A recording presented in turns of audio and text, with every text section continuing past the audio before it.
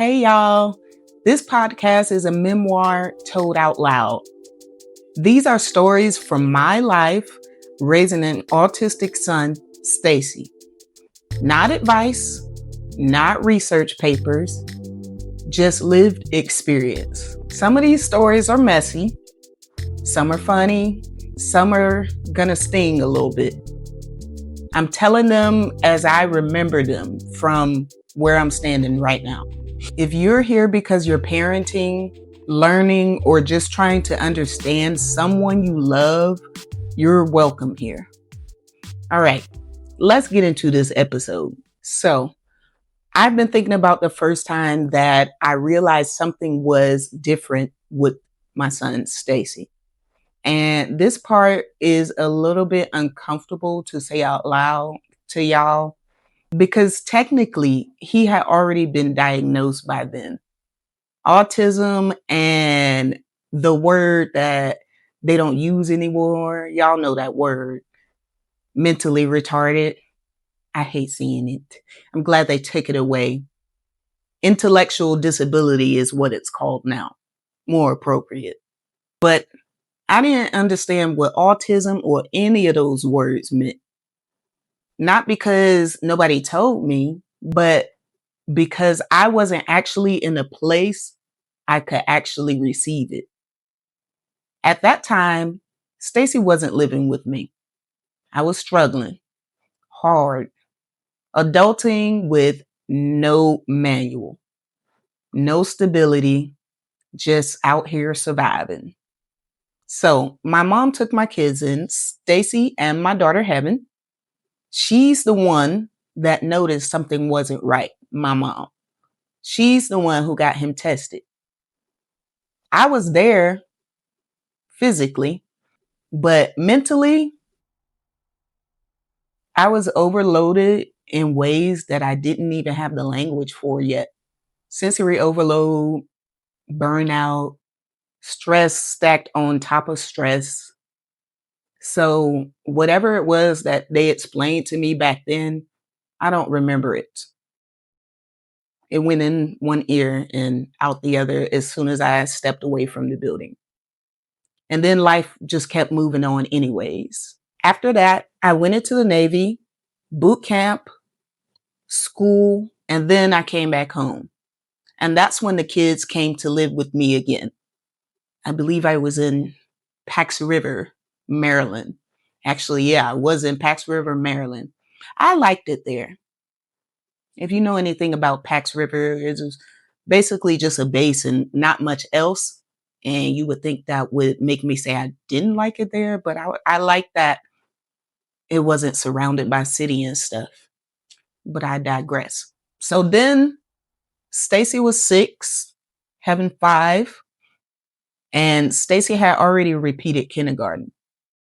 And even then, I still didn't think that something was wrong. I thought that boys developed slower than girls. And I thought that Heaven, his sister, was just exceptionally smart because technically she was the only other child I had to compare him to.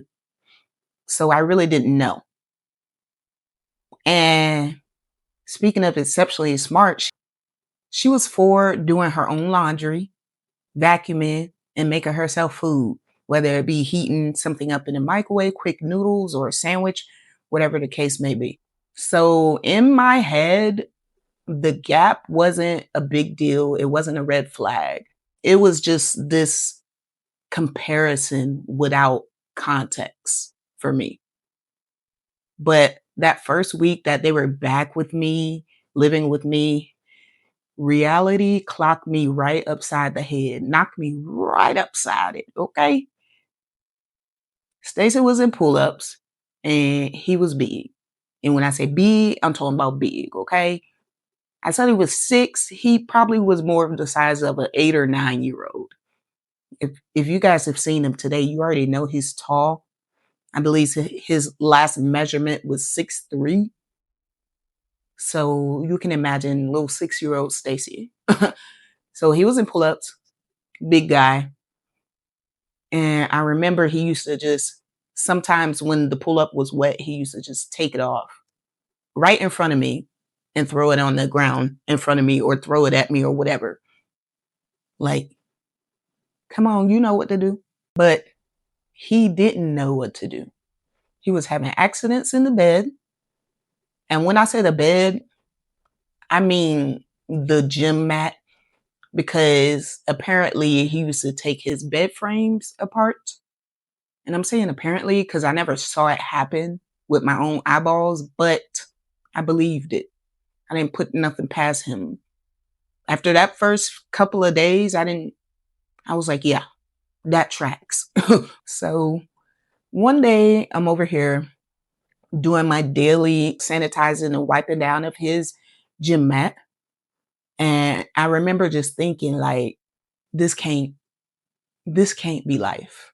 I cannot be wiping this man's gym mat down, his pure gym mat. I hate to say it. Wiping his bed down, sanitizing every single day, sometimes 3, 4, 5 times a day. And then also on top of that, changing his big pull-ups. And I also thought, how much bigger can these pull-ups get?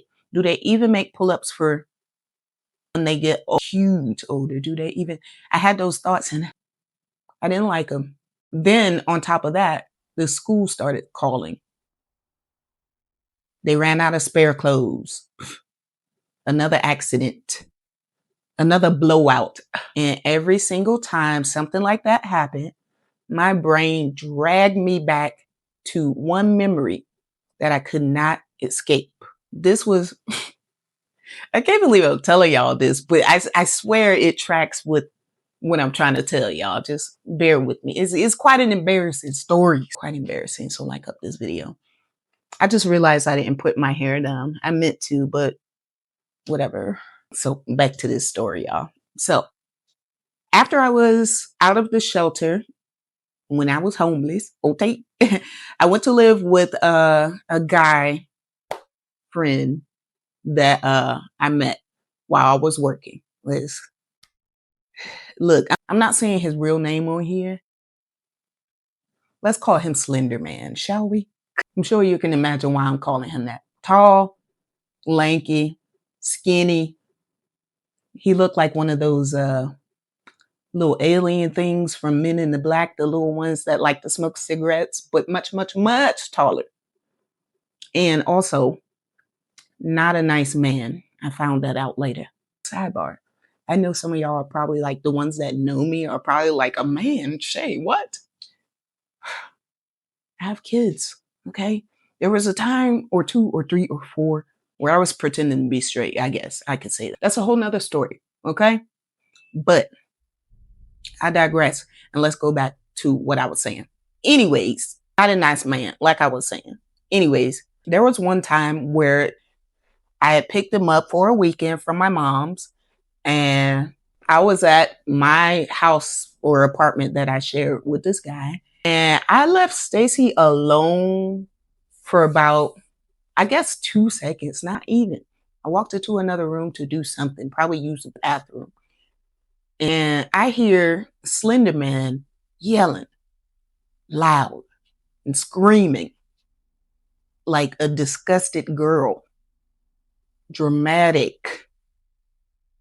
I walked back in and I saw that Ste'ce had pooped. Okay, plug your ears if you're sensitive to this stuff. Because I know some of y'all autism moms right now, like, I hope he didn't do what I think he did. You know he did. You know he did what you think he did, okay? He had pooped. And then he had taken it out of his little pull-up in his little hand and started smearing it all over the walls. Poo Picasso, if you will. I don't remember who said Poo Picasso to me or where I heard it from, but I was like, man, that describes it perfectly. And it's a cute little way to say it. Who wants to keep saying fecal smear? Okay, come on. Anyways, I digress again. I be getting sidetracked. Smear all over the walls, right? I was grossed out. I was embarrassed, as I should be. But Slender Man, he was acting like the world was ending. When I said dramatic earlier, I don't even know what's a more dramatic word for dramatic. And that was him. So I ran to get the wipes, trying to ignore this fool. I'm getting mad all over again. Y'all, I'm gonna tell you right now. But I'm gonna keep going. So I ran to get the wipes because when this happens, your first instinct, well, my first instinct, I'm gonna speak for myself, was to clean up Ste'ce's hands first, or just clean them in general. And then while I'm trying to go get the wipes, my back was probably turned for 2 more seconds. I hear old boy screaming again. He's eating it. So then I got to run back in there, right? And I look and I see obviously what he said. What he said was happening. It was happening.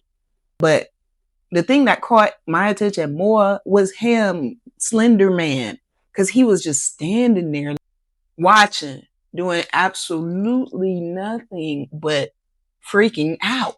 I don't understand. Did it not occur at all to this man to try to intervene or help or maybe block his hand? Anything would have been better than just standing there providing live commentary. Anything. That moment, as you can see, burned itself into my brain. And because I'm autistic too, even though I didn't know it at the time, my brain doesn't let trauma go quietly. It repeats it over and over.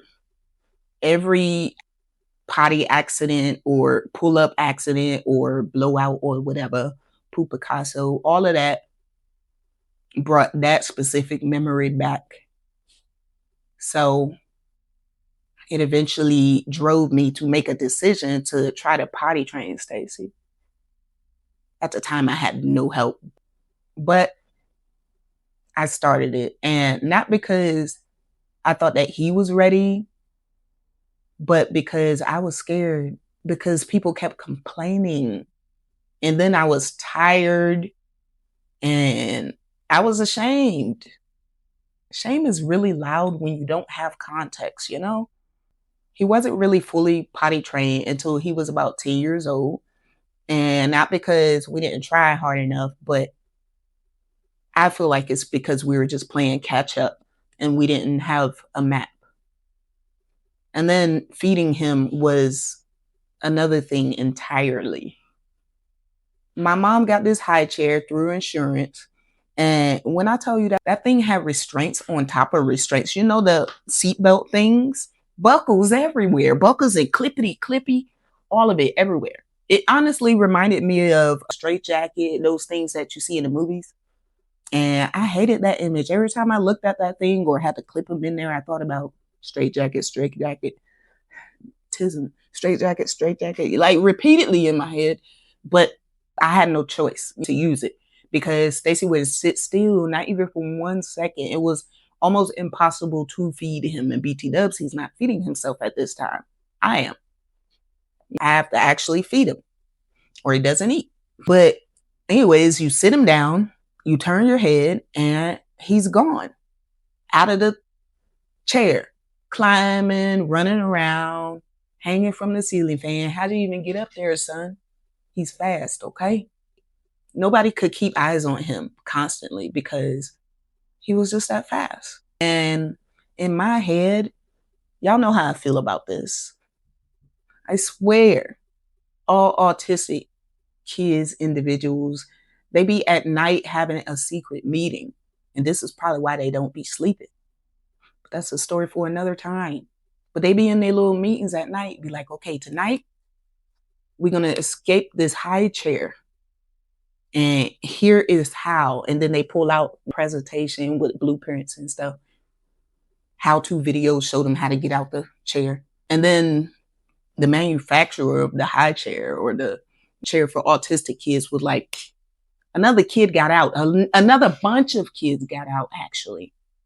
We got to add more straps. We got to add more restraints, more buckles, and more whatever. Just add it. So that's how I felt about the chair. But it was about safety. But that didn't make it feel any less heavy on me. So, like I said, those first few months, having my kids back, they were very rough. I struggled a lot. I was exhausted, overstimulated, and then I was also carrying guilt I didn't really understand yet. Now, with what I know, I would have done some things differently. And I'm not going to woulda, coulda, shoulda, or nothing like that, but this party is for you guys also. And it's also for me to close a little chapter for myself. So number one, maybe I shouldn't number these. I'm going to forget the numbers. So first off, I would have gradually introduced Ste'ce to the bathroom instead of forcing him to sit on the potty with snacks, because that's what I did. I'm thinking now with the information I know and I have training as an RBT, I would have gradually just maybe the first day just brought him into the bathroom for a few seconds, set a timer, and then go back out and then eventually go up to sitting on the potty for an amount of time, then go back up. Or not back up, but you progress, had more time. I would have did shorter visits in and out and no pressure. I feel like I did put a little pressure on him. I wouldn't have rushed the, what do you call it? I wouldn't have rushed the big boy underwear just because somebody told me to do that. And I don't know why I listened to that person. I wouldn't have listened because somebody told me, I ain't gonna say who, but somebody told me that if they have an accident in their big boy or big girl in their underwear, you know what I mean? You don't change it right away because they're supposed to feel uncomfortable in their wet drawers so they can want to go to the bathroom more. That didn't work, by the way. So whoever been saying that didn't work. I would have ignored that advice completely. And also, I would have focused on communication first before any of that happened. And because what was these 6, 7, probably picture cards, I would have started with that PEX cards or one of those buttons, AAC buttons. I'm sure you guys have seen it. It's just one huge button or a small button. You just press it and it says bathroom or it says whatever it needs to say. It actually says whatever you record in it. It's pretty cool. But it wasn't introduced to me yet. So that's why I didn't have it. But an idea for you. And then just have some kind of way for him to tell me that he had to go to the bathroom. I didn't think about that because he was nonverbal. And him being nonverbal, that mattered too. That contributed to his struggles and my struggles trying to teach him. But enough of that. Back then, I didn't have resources and knowledge and stuff I have now. So I know it now. And I'm saying that to myself, just so I don't have any ill feelings after this. You can't change what you should have did in the past anyways. But Ste'ce wasn't behind. He was just on his own timeline. And I wasn't failing as his mom. I was parenting without language, without resources, without support, and without rest. And potty training at 10 wasn't late. Potty training at whatever age isn't late. Okay, it's right on time for them. It was right on time for Ste'ce. It was right on time for your kid.